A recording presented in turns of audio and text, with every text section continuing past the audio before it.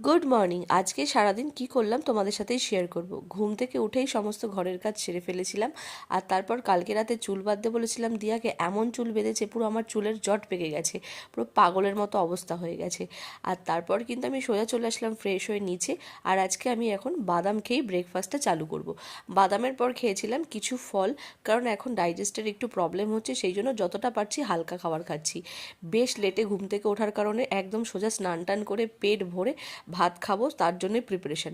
তো আজকে আমাদের রান্না হয়েছিল কাঁচা মুগের ডাল, গন্ধরাজ লেবু, আর হচ্ছে কচি পাটা মানে এঁচোড়।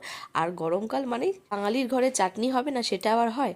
যাই হোক, এই সমস্ত খাবার খেয়ে লাঞ্চটা সারলাম। তারপর কিন্তু মা এখানে আমাদের কালুয়াকে খেতে দিচ্ছিল। আর আমার এখন সিঁড়ি ভাঙতে বেশ কষ্ট হচ্ছে। যাই হোক, কষ্ট করে ওপরে আসলাম। তারপর খাবার দাবার পর আবার ফল খেতে শুরু করলাম। এখানে মা চলে এসছে, মায়ের সাথে গল্প করছি আর দিন গুছি। মাকে বলছিলাম, মা যে কত তাড়াতাড়ি যে আমি আমার বেবিটাকে দেখতে পাবো। যাই হোক, কেমন লাগলো মিনি ব্লগটা